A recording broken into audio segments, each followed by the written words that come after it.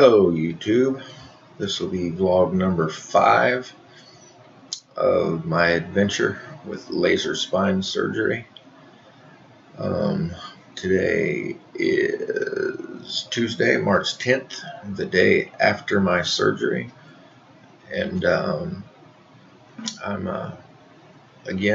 still calling it a success. I went for a follow-up appointment today / release, so to speak. You see this thing on my ear? It's supposed to be some kind of a nerve impulse thing that's supposed to help the pain subside. People keep asking me, does it work? Does it work? I don't know if it works because I don't know what it would be like if I didn't have it on. So this brace they gave me, it helps keep my neck straight for the healing process. But I went back to the follow-up appointment today. I've had a really positive experience with this organization, probably better than I have with any other hospitals or organizations. The people there, they know it. I mean, they know me and my wife. We walk in there and they say, "Hello, Judds, just be seated and we'll call you back shortly." They know what we're there for. Other places we've been in the past, they've got to look us up on the computer and they don't even know us. We're a number. It's a very, you can tell that the management puts a high premium on customer satisfaction, because they definitely try hard to make the customers feel comfortable, and they make you feel like you are a customer. My surgeon called me today on my personal cell phone. The man that done my surgery yesterday, I won't say his name because I don't have his permission, but he actually called me personally, and he said, "Rod?" And I said, "Yeah." And he said, "This is Dr. such and such. I wanted to see how you were doing."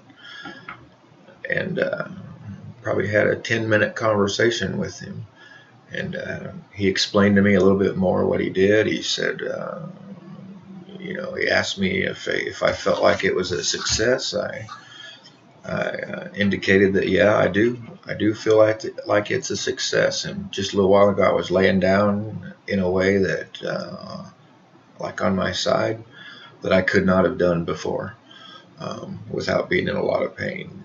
And that pinched nerve, I'm pretty sure that pinched nerve is fixed. Now, there is some pain in my neck, and the surgeon explained that to me. Basically, what I now have is a pulled muscle, because the the endoscopic tool that they use, it's basically a tube that they cut a very small incision in your neck. My wife saw the scar today. She said it's very, very small. You almost can't even see it. It'll probably disappear shortly after, actually. The tool that they use, and they stick the laser and another tool. Two things they do is, and I think I shared this, they cut away part of the bone out of the disc. They drill a hole in the bone and for this tool to fit in, and then they cut away part of the bone. It chips it out of there, and they remove it. They also cut away part of the disc.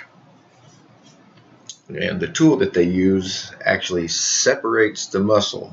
In conventional surgery, they're going to cut the muscle, as I understand it, which is the biggest difference in recovery time between a conventional surgery and a laser surgery, as I understand. I have never had a conventional surgery. I just know from research I've done on the internet and talking to the neurosurgeons that do it. The laser surgery I have had. The laser surgery, they separate the muscle. In effect, it's basically like getting a pulled muscle and playing football or something, which should heal up in a few days with some rest and being careful and so forth. My restrictions are as follows. They told me not do any pulling or pushing. 5-pound weight limit for 2 weeks. 10-pound weight limits from week 2 to 4, 15-pound weight limit from 4 to 6, and then I should be pretty well healed then, about as much as I'm going to get. So what we found out today, due to some extenuating circumstances, we're going to have to stay in the area for a few more days. And so in my situation, I have another bulging disc in my lower back, way down at my waistline. It is I think it's L6 and S1, something like that. It's pretty much the bottom, the very bottom of the lumbar disc, right between where the lumbar stops and the sacrum section of the spine starts. It's right there. And is it L5? Yes. L5S1. And that's my next worst problem. And so check this out, guys. This is really sort of great news. I talked to some of their coordinators today about it, explained to them my situation. Since I've already had my blood work and my MRI and the physical and all the testing that you guys remember I talked about the first day, that's good for 30 days. So if I go ahead and stay on and get the other surgery this week, then I don't have to go through all that again. So it saves me a ton of time. So plus the trip back to Tampa that I can avoid, and the cost of it, you know, the additional cost to me is, you ready for this? $0. No copay this time. There was a $1,000 copay on the first one. I told you that, $250 to make the appointment, and then $750 before the surgery. None of that, that is waived for this second surgery, and that's something to do with my insurance. I'm not going to say that that's going to be the same experience for every individual.